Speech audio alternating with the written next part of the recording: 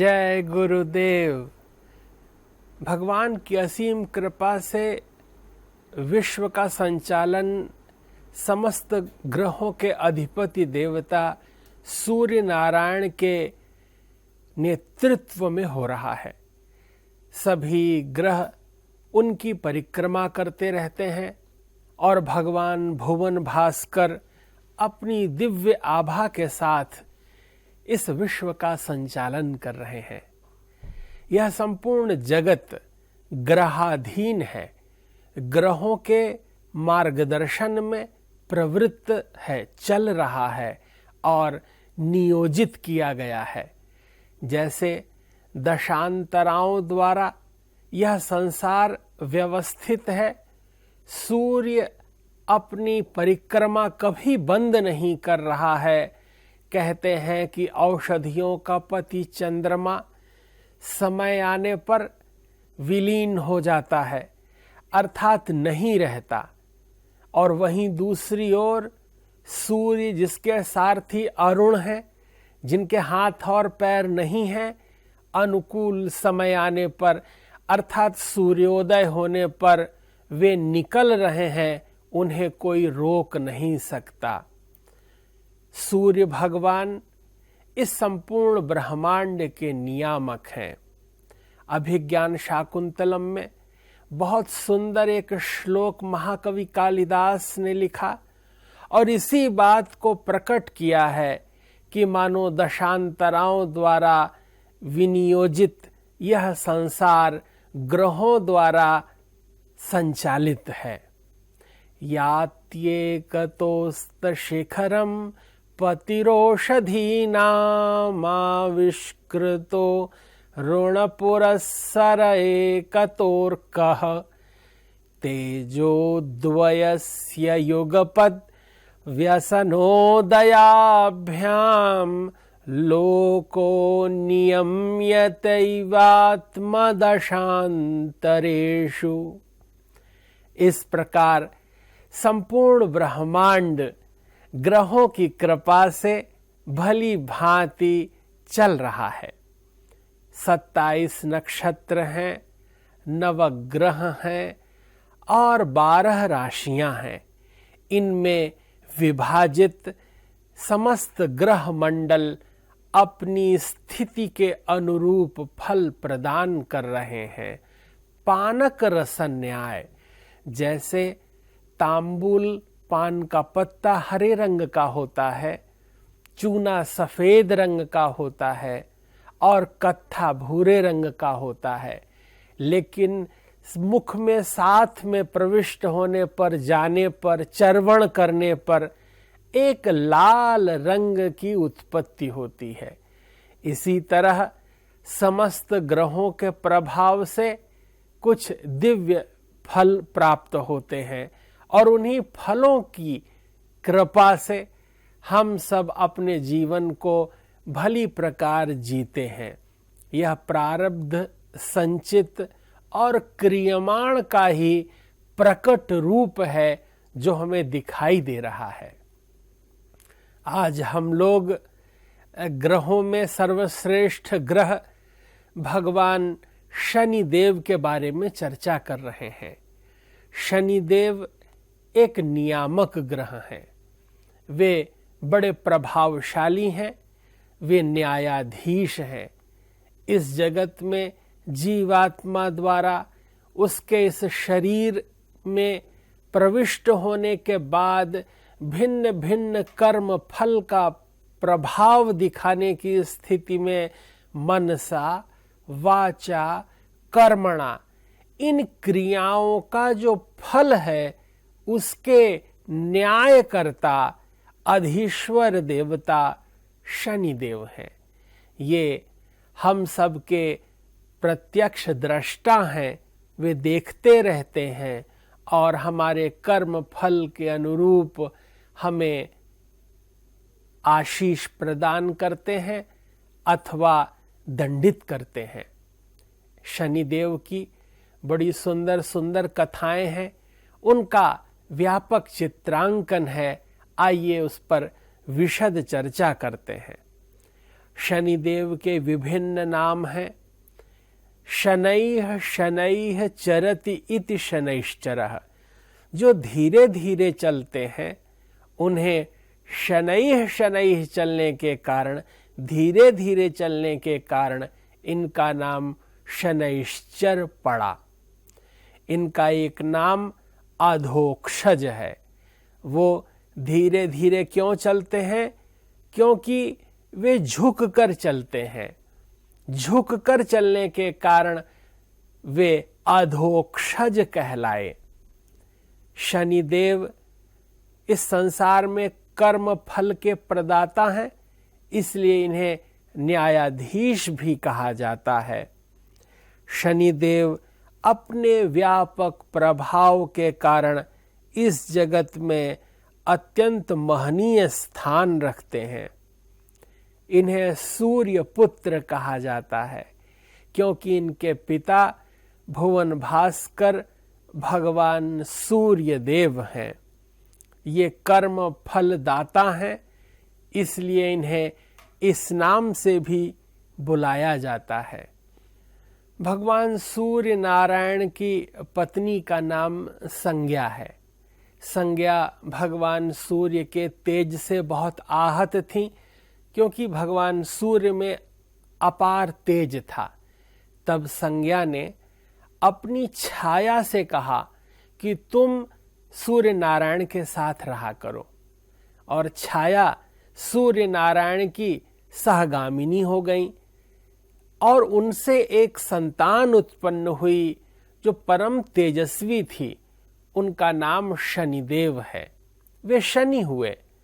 चूंकि संज्ञा भगवान सूर्य की बहुत आराधना करती थी, निरंतर उनका चिंतन करती रहती थी, और जब शनिदेव गर्भ में थे तो भगवान शिव शंकर का तप करते हुए अपना जीवन व्यतीत कर रही थी, जिससे जब उन्हें संतान हुई तो वो श्याम वर्ण की हुई। भगवान सूर्य ने कहा कि ये तो श्याम वर्ण के हैं और तुम ठीक से हमारी सेवा नहीं कर रही थी, इसीलिए पुत्र मेरी तरह देखो तेजस्वी नहीं है, यह तो श्यामल वर्ण का है, बहुत अधिक इसमें कालिमा है। संज्ञा को सुनकर अच्छा नहीं लगा।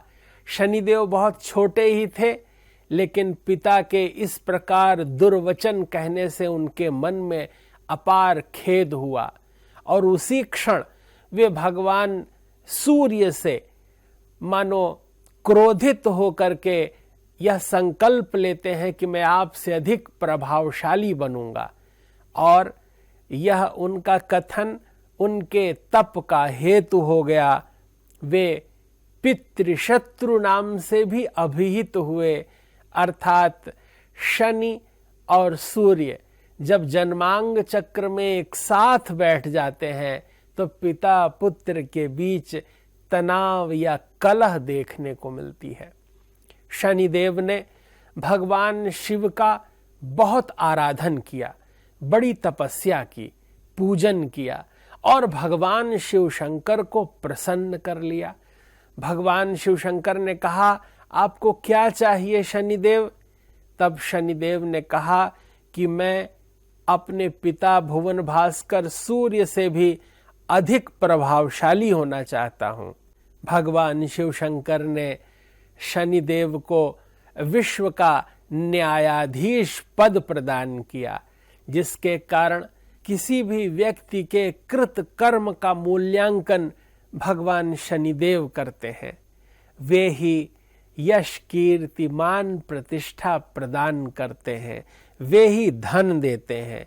मानो वे प्रकृति में संतुलन उत्पन्न करने का कार्य शनिदेव को मिला, और इस तरह भगवान भोलेनाथ के आशीर्वाद से समस्त ग्रह मंडल, देव वृंद, नर नारी, यह संपूर्ण जगत शनिदेव की अपार महिमा का गान कर रहा है, और सभी इनसे सावधान रहते हैं कि इनकी अगर कुदृष्टि पड़ी तो सर्वस्व नष्ट हो जाएगा, और इनका आशीर्वाद मिला तो व्यक्ति सर्वविध संपन्न, विद्यावान, गुणी और सर्व पूजित हो जाएगा। शनिदेव की अपार महिमा है। अनुराधा नक्षत्र के स्वामी के रूप में भी शनिदेव को जाना जाता है, कहा जाता है। इनकी मान प्रतिष्ठा सर्वविध है। पद्म पुराण में एक आख्यान मिलता है कि महाराजा दशरथ भी शनिदेव के प्रकोप से जब प्रभावित हुए तो उनके राज्य में दुर्भिक्ष हुआ। तब वे शनिदेव के निकट जाते हैं, इनका आराधन पूजन करते हैं और शनिदेव की कृपा से ही अयोध्या में वर्षा होती है, दुर्भिक्ष दूर होता है और सर्वविध आनंद सुलभ होता है।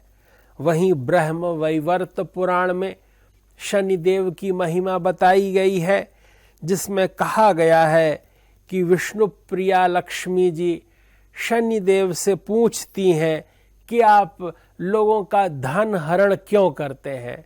शनिदेव बतलाते हैं कि मातेश्वरी, इसमें मेरा कोई दोष नहीं है। परब्रह्म परमात्मा ने, भगवान भोलेनाथ ने ही मुझे यह आशीर्वाद दिया है कि मैं लोगों के साथ न्याय करूं। जब व्यक्ति जाने में अथवा अनजाने में गुरु अपराध करता है, श्रेष्ठ जनों के प्रति अपराध करता है, उसके द्वारा वे कर्म होते हैं जो उसे नहीं करना चाहिए, चाहे वो मन से हो, वचन से हो अथवा कर्म से हो। तो दृष्टा के रूप में साक्षी भाव से मैं सब देखता रहता हूँ और मुझे यह दायित्व मिला है कि मैं व्यक्ति को उसके कर्मों का फल प्रदान करूं। हे मातेश्वरी जगत जननी पार्वती जी, यह मेरा कर्म विधान है कि मैं प्रत्येक व्यक्ति को उसके कृत कर्म का फल अवश्य प्रदान करता हूं।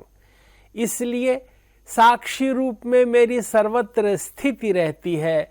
मैं एकांत में भी जागृत और चैतन्य रहता हूं, व्यक्ति को उसके किए का फल प्रदान करता हूं। इसके अनंतर एक आख्यान में अगस्त्य ऋषि शनिदेव की प्रार्थना करते हैं और उन्होंने कहा कि आपने मुझे इन असुरों से मुक्ति दिलाई है, इसलिए आपका मान सदैव रहेगा। भगवान भोलेनाथ की कृपा से अर्धांगिनी, उनकी पत्नी सती भी जब मां भगवती सीता का रूप बनाती हैं, एक अपराध करती हैं, तो शनि देव की ही प्रेरणा से सती अपने शरीर को दग्ध करती हैं। दक्ष के यज्ञ में वे समाविष्ट होती हैं, अपने इस शरीर का अंत कर फिर पुनः जन्म लेती हैं। इस कथा के मूल में शनि देव की ही योजना रहती है, क्योंकि वे प्रत्येक कर्म के साक्षी हैं। सूर्यवंश के राजा हरिश्चंद्र अपने उस सत्य के बल पर जब वे एक चांडाल का कार्य करते हैं और बनारस में अपनी पत्नी का विक्रय कर अपने पुत्र के शरीर को अग्नि में भस्म करने के लिए भी जब कुछ अर्थ चाहते हैं, इस सत्य के संकल्प के पीछे भी शनिदेव की ही योजना रहती है। शनि इस संसार के नियामक हैं, वे दृष्टा हैं, वे साक्षी हैं और वे हरिश्चंद्र को आशीर्वाद देते हैं।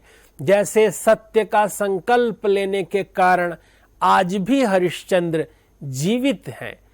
प्रत्येक व्यक्ति हजारों हजार साल के इस जीवन काल में अगर कोई व्यक्ति 150 साल जीवित रहता है तो वो अपने कर्म के कारण ही उन हजारों सालों में जाना जाता है। कितने ऐसे लोग हैं जो विगत 5000 और 7000 वर्षों में आज हम जानते हैं। व्यक्ति का मान, उसकी संपदा, उसकी अट्टालिकाओं, उसके वाहन के विस्तार से नहीं होता। अपितु उसके द्वारा कृत कर्म से होता है। व्यक्ति साक्षी भाव से देवाधिदेव महादेव की प्रेरणा से जो सत्कर्म करता है, उस शनिदेव उसी का उसे फल प्रदान करते हैं। भगवान भोलेनाथ जी की महती कृपा से शनिदेव को यह सामर्थ्य प्राप्त हुआ। वे राजा हरिश्चंद्र के साथ साथ नल और दमयंती के जीवन में भी परीक्षा के क्रम को जागृत और चैतन्य रखते हैं। नल और दमयंती एकांत में जंगल में एक मछली का भोजन बनाते हैं। मछली पक जाती है, लेकिन दुर्योग से, दैव योग से वह पुनः छिटक कर जल में प्रविष्ट हो जाती है और वहां से चली जाती है और वे भूखे रह जाते हैं। शास्त्रों में इन कथानकों के माध्यम से यह समझाया गया कि शनिदेव किस तरह हमारे कर्म विपाक का फल प्रदान करते हैं। मनसा वाचा कर्मणा साक्षी रहते हैं। मत्स्य पुराण में महात्मा शनि की दिव्य स्तुति की गई है। उनकी इंद्र कांति अर्थात नील मणि की तरह शोभा का बखान किया गया है। वे गिद्ध पर सवार हैं, उनके हाथों पर धनुष बाण है, हाथ में वे वर मुद्रा का संकेत किए हुए हैं। शनिदेव का विकराल रूप अत्यंत भयावह दिख पड़ता है। वे भारतवर्ष की एक जीवन रेखा हैं। प्रत्येक व्यक्ति के जीवन में परिपूर्णता को प्रकट करने वाले देव हैं। बहुत सुंदर वर्णन करते हुए शास्त्रों में आख्यान मिलता है कि नवग्रहों के कक्षा क्रम में शनि देव सूर्य से सर्वाधिक दूरी पर, माने 88 करोड़ 61 लाख मील दूरी पर स्थित हैं। पृथ्वी से शनिदेव की दूरी 71 करोड़ 31 लाख हजार मील दूर है। वे शनि देव का व्यास 75,100 मील है। शास्त्र प्रमाण कहते हैं कि ये 6 मील प्रति सेकंड की गति से 21 वर्ष और 5 महीने में अपनी कक्षा में सूर्य की परिक्रमा पूरी करते हैं। शनि धरातल का तापमान 240 फ़ारेनहाइट होता है। शनि के चारों ओर 7 वलय बने हुए हैं, क्योंकि ब्रह्मांड पर जब हम नेत्रों से दूरबीन के माध्यम से ग्रहों को देखते हैं तो नवग्रहों में सबसे सुंदर ग्रह, 7 वलय वाले दिव्य ग्रह शनि ग्रह दिखाई देते हैं, जिनका प्रत्येक व्यास पृथ्वी से काफी अधिक है। उनके आसपास 15 चंद्रमा हैं और उन 15 चंद्रमाओं का व्यास पृथ्वी से भी बड़ा है। इतनी व्यापक सत्ता के स्वामी शनि ग्रह हैं, शनि देव हैं। फलित ज्योतिष में, शास्त्रों में इन्हें अत्यंत आदर की दृष्टि से देखा जाता है। मंदगामी, सूर्य पुत्र, शनिश्चर, छाया पुत्र इत्यादि नामों से इन्हें पुकारा जाता है। पुष्य, अनुराधा और उत्तरा भाद्रपद, ये 3 नक्षत्र शनिदेव के नक्षत्र हैं। मकर और कुंभ राशि के ये स्वामी हैं। तुला राशि में 20 अंश पर शनिदेव परमोच्च अवस्था में होते हैं तथा मेष राशि में 20 अंश पर ये अत्यंत निम्न अवस्था पर होते हैं। शनि सूर्य, चंद्र, मंगल के शत्रु हैं। बुध शुक्र को मित्र कहा गया है तथा गुरु को सम माना जाता है। शारीरिक रोगों पर अगर हम ध्यान दें, विचार करें कि शनि ग्रह द्वारा हमारे इस शरीर में कौन कौन से रोग होने की संभावना होती है, अर्थात शनि के कुपित होने पर हमारे शरीर का कौन सा तत्व अस्थिर हो जाता है, तो वायु विकार के अधिपति देवता शनिदेव हैं। जब शरीर में वायु विकार होता है तो उसके मूल में शनिदेव हैं। शनिदेव की शांति कराने से वायु विकार ठीक हो जाता है। शरीर में जो कंप होता है, कंपन होता है, इसके कारक भी शनिदेव हैं। हड्डियों में दर्द, पीड़ा अर्थात घुटनों में दर्द, यह सब शनिदेव के कारण होता है। यहाँ तक कि दांतों में दर्द के लिए भी शनि का उपाय ही कारक सिद्ध होता है। शनिदेव के विषय में यह चर्चा करते हुए अत्यंत प्रसन्नता हो रही है कि ये एक तपस्या कारक ग्रह हैं। तात्पर्य यह है कि सूर्य पत्नी छाया के गर्भ से संभूत शनिदेव तपस्या करने के प्रभाव से शिव जी के द्वारा अर्जित दिव्य इस ज्ञान और न्यायाधीश पद को प्राप्त करते हैं।